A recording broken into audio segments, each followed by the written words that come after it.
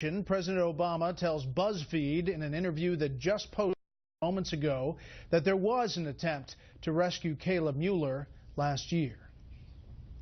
We devoted enormous resources and always devote enormous resources to freeing captives or hostages anywhere in the world. And I deployed an entire operation at significant risk to rescue not only her but the other individuals that had been held, and probably missed them by a day or two, precisely because we had that commitment. Chief Intelligence Correspondent Catherine Herridge is on assignment in Guantanamo Bay, Cuba. Last fall, U.S. officials asked her to hold reporting on Mueller's captivity, citing ongoing efforts to secure her release as well as national security concerns. Catherine joins us now. Catherine, what can you tell us tonight?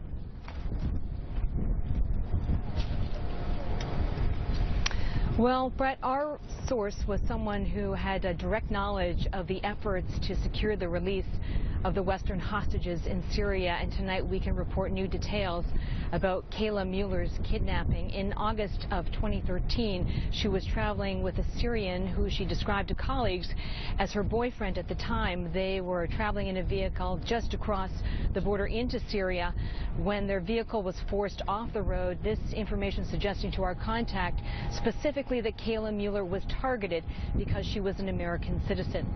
The Syrian was released by ISIS shortly thereafter, and there was some concern at the time that he may have been bait or a plant to try and lure Kayla into a trap.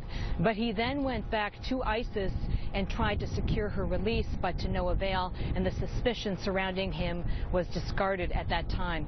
Our contact also confirmed to us that the Western hostages were often held in groups and moved only between 3 cities in Syria between September of 2013 and May of 2014, including Aleppo, an industrial area, as well as Raqqa, Syria, and that the hostages were in such close proximity at that time that Kayla was able to get a communication to the Western hostages, including James Foley, who was held in that group, that she was not being mistreated by her captors, Brett. You know, Catherine, you just heard the president talk about that failed effort to get Mueller and another hostage there.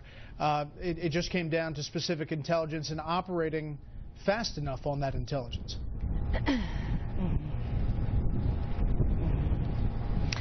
The information we were able to obtain at the end of last year is that there was very strong, specific, and perishable intelligence by late May, just 6 to 7 weeks before the administration signed off on that rescue attempt. And this was very specific information about a location in Raqqa, including a building. And at that time, the Western hostages were being held together. And this is really seen by our contacts as the last best chance to rescue those Americans, Brett. Catherine Herridge in a windy Guantanamo Bay. Catherine, thank you. Well, many believe the success or failure of the ISIS fight will come down to the participation of America's Arab partners. Tonight,